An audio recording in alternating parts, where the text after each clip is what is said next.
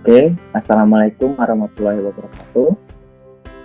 Perkenalkan, nama saya Ahmad Fauzan Azizi sebagai moderator presentasi proyek akhir pada kegiatan SI di Orbit Future Academy bidang AI 4 Jobs.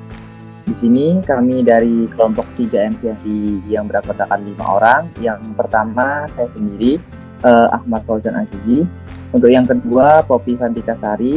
Yang ketiga, Syafa Karima Hamwi. Yang keempat, M. Hilmi Fajariandi. Yang kelima, Sabila Yuke Ardiani. Untuk struktur pembagian tugas pada proyek ini, yang pertama ada data acquisition oleh Syafa, data exploration oleh Sabila dan Hilmi. Yang ketiga, modeling oleh Poppy Fantika Sari. Yang keempat, deployment oleh saya sendiri yaitu Ahmad Fauzan Azizi. Untuk judul yang kami angkat sebagai proyek akhir ini adalah prediksi sistem manajemen waktu untuk optimalisasi layanan produksi makanan pada restoran. Baik, langsung saja pada pemaparan dari hasil kerja kelompok kami. Yang pertama adalah latar belakang yang akan disampaikan oleh rekan saya. Untuk Kak Hilmi, dipersilahkan. Baik, terima kasih Mas Fauzan selaku moderator. Saya akan menjelaskan mengenai latar belakang masalah. Nah, sini ada restoran yang sukses harus memiliki sistem manajemen waktu yang efektif untuk memastikan bahwa makanan itu diproduksi dengan cepat dan efisien. Namun, ada beberapa tantangan yang dihadapi oleh restoran dalam mengelola waktu produksi makanan dan meningkatkan efisiensi produksi. Nah, salah satu tantangannya tersebut adalah kesulitan dalam memprediksi waktu yang dibutuhkan untuk memproduksi makanan pada restoran.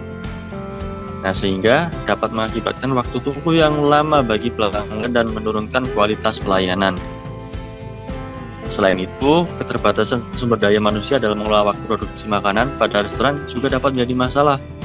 Hal ini dapat mengakibatkan ketidakseimbangan antara permintaan pelanggan dan kapasitas produksi restoran.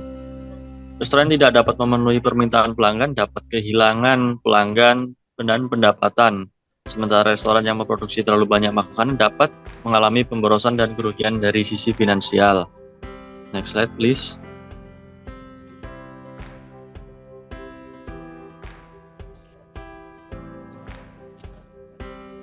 Nah, tidak adanya sistem manajemen waktu yang efektif pada restoran juga dapat menjadi masalah. Hal ini dapat mengakibatkan ketidakmaksimalan penggunaan sumber daya dan menurunkan efisiensi produksi. Restoran yang tidak memiliki sistem manajemen waktu yang efektif mungkin tidak memprediksi permintaan pelanggan dengan akurat, sehingga mengakibatkan ketidakseimbangan antara permintaan dan pasokan makanan.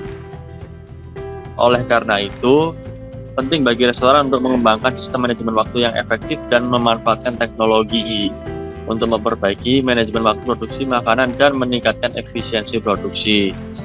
Nah, itu tadi penjelasan mengenai latar belakang masalah dari saya. Selanjutnya akan dijelaskan oleh rekan saya.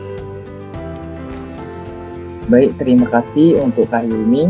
Yang kedua ada solusi yang ditawarkan serta pengumuman yang akan disampaikan oleh Kak Poppy. Waktu dan tempat kami persilakan. Baik, terima kasih untuk kesempatannya. Selanjutnya ada solusi yang ditawarkan. Solusi yang kami ajukan berjudul prediksi sistem manajemen waktu untuk optimalisasi layanan produksi makanan pada restoran, merupakan model machine learning yang dapat menghitung estimasi waktu yang digunakan untuk memproduksi makanan dan memprediksi waktu pembuatan sebuah makanan pada restoran. Nah, solusi ini akan dirancang untuk menghasilkan sebuah output dengan cara mengintegrasikan model dalam sistem pemesanan restoran atau dalam perangkat lunak yang digunakan oleh Poppy atau staf dapur pada sebuah restoran. Prediksi sistem manajemen waktu ini dibuat dengan tujuan untuk meningkatkan efisiensi dalam dapur restoran. Dengan memprediksi waktu produksi makanan dengan lebih akurat, restoran dapat mengalokasikan sumber daya seperti staf dapur atau koki, peralatan dan bahan mentah dengan lebih optimal dan efisien. Maka solusi ini dibuat untuk mengoptimalkan waktu produksi suatu makanan yang sebelumnya kurang akurat. Berikut merupakan as is dan to be dari solusi yang kami kembangkan. Nah, ini merupakan bagian dari as is. Yang pertama ada start, kemudian customer order manuality, selanjutnya production officer receiver the order, lalu inventory optimization. Jika no, notif customer if order are cancel, lalu akan dikembalikan ke customer. Jika yes, notif customer if the order is approved. Lalu food production, selanjutnya customer wait for order with hot time estimation, dan selesai.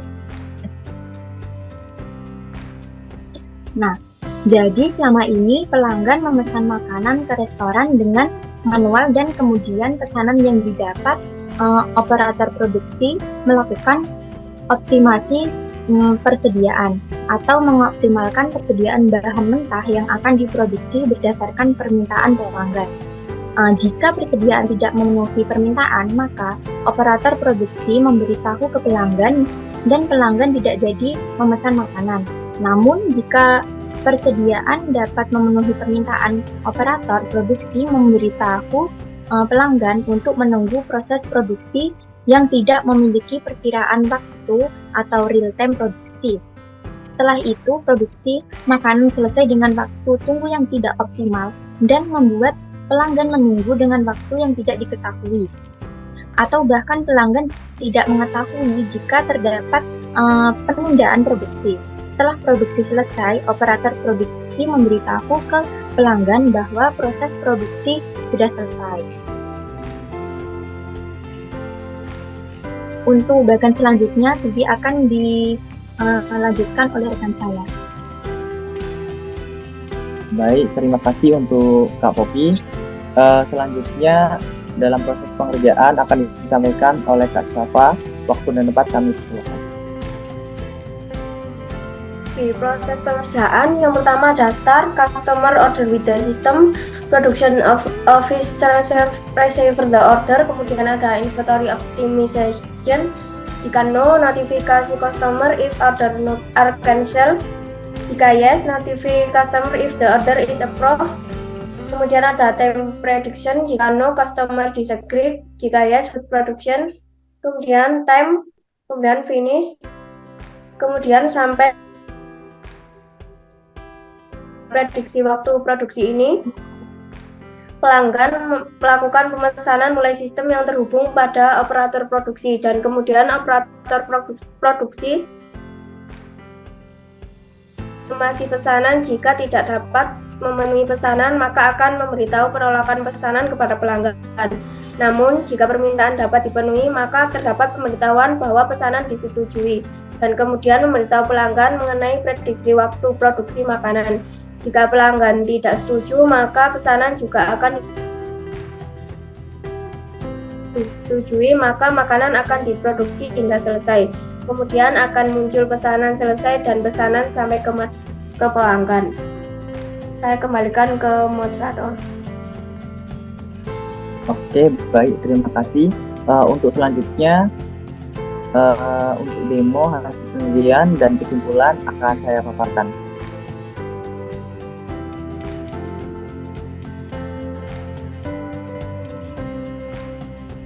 Oke, di sini untuk bagian deployment dari project akhir, yaitu kita memvisualisasikan dalam bentuk grafik menggunakan aplikasi Tableau.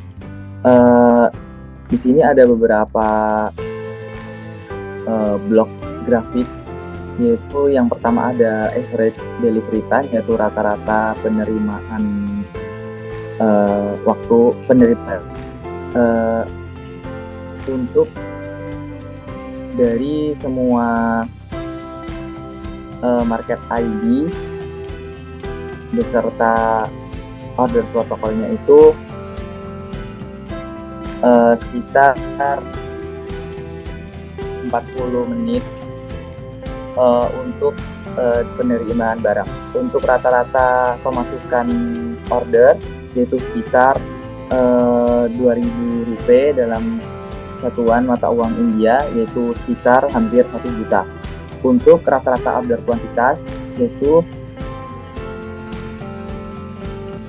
dalam hitungan di sini ditampilkan untuk hitungan paling tertinggi, yaitu di tanggal 18 Februari, yaitu sekitar 2.700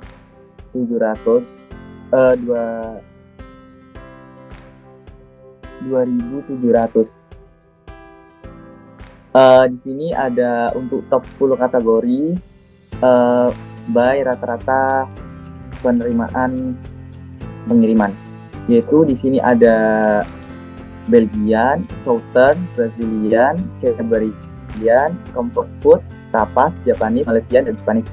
Ini merupakan kategori jenis makanan yang mana dalam 10 kategori ini merupakan pemroduksi paling lama dalam penerimaan makanan. Untuk bagian paling terlama yaitu di sini di peringkat pertama yaitu Belgian, yaitu sekitar 60,8 menit, sekitar 1 jam lebih 4 menit. Untuk yang kedua yaitu ada Southern, sekitar 1 jam lebih 1 menit. Untuk Brazilian 1 jam. Untuk Caribbean sekitar 58 menit. Comfort Food sekitar 53 menit. Untuk Tapas 53 menit. Untuk Japanese sekitar 53 menit. Malaysian sekitar 52 dan Spanish sekitar 51 menit. Untuk market analysis by order di sini dan average delivery time merupakan perbandingan antara grafik market pasar analisis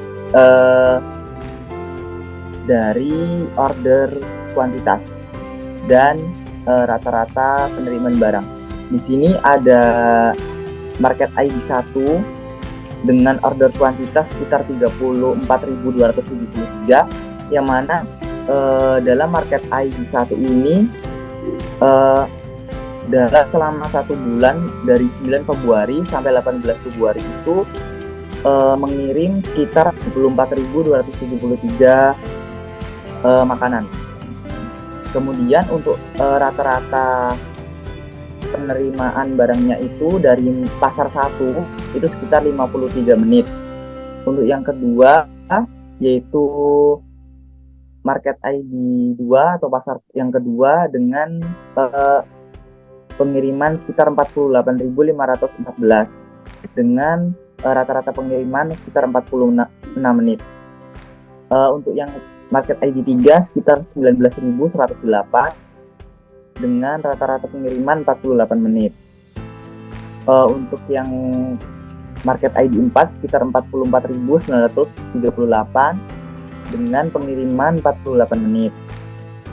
Market ID 5 dengan 16.740 order dengan 47 menit.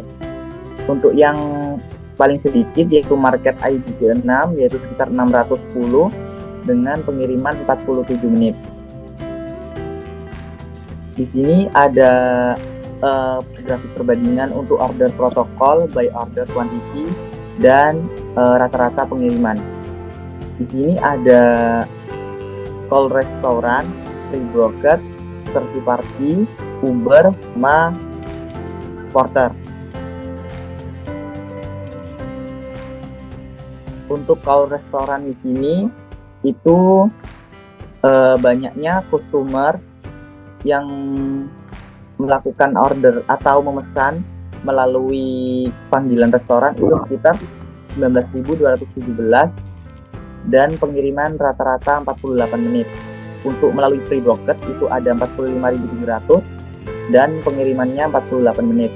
Untuk third party sekitar 37.387 dengan pengiriman rata-rata 46, sedangkan untuk Uber itu ada 16.000 dengan pengiriman 48. Untuk yang via porter ini ada 45.000 dengan pengiriman sekitar 50 menit. Nah, di sini juga ada fitur yang mana dari banyaknya entitas kita bisa melakukan filterisasi menggunakan dengan market ID, protocol name dan kategori. Di sini ada market ID 1 sampai 6 yang merupakan pembagian pasar dari pasar 1 sampai ke pasar 6. Untuk order protokol di sini ada 5 order protokol, kemudian store kategori di sini ada mulai dari jenis makanan Afghanistan sampai ke Vietnam. Jadi filterisasi ini jika diterapkan sesuai kriteria, maka grafik akan menampilkan sesuai filter rata-rata penerimaan barang, kemudian rata-rata pemasukan order, dan juga rata-rata kuantitas order.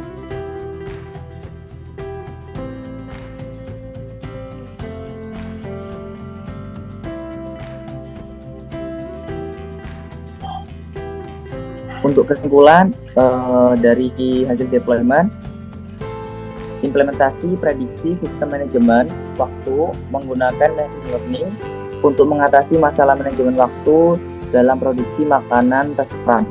Solusi ini bertujuan untuk meningkatkan efisiensi operasional, optimalisasi penggunaan sumber daya, dan mengurangi waktu tunggu pelanggan. Ekspektasi bisnis mencakup peningkatan efisien operasional, pengurangan waktu tunggu, meningkatkan keuntungan, pengurangan keterbatasan, pemborosan, dan peningkatan kualitas hidangan. Namun terdapat keterbatasan seperti ketergantungan pada data yang akurat dan variabilitas faktor eksternal. Potensi keuntungan finansial melalui peningkatan pendapatan dan penurunan biaya operasional diakui, sementara manfaat intangible mencakup pengalaman pelanggan yang positif, penyajian hidangan konsisten, dan daya saing yang lebih baik. Solusi ini menanggapi tantangan manajemen waktu restoran secara holistik, memberikan gambaran komprehensif untuk peningkatan efisiensi dan kualitas layanan.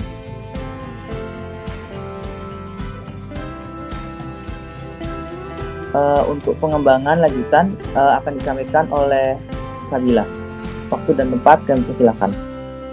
Baik, untuk selanjutnya yaitu pengembangan lanjutan atau rencana pengembangan ke depannya untuk proyek akhir kami. Yang pertama ada pengujian dan evaluasi proyek dengan melakukan uji model prediksi menggunakan data historis dan skenario simulasi serta evaluasi kinerja model dan menentukan apakah dapat memberikan prediksi waktu yang akurat.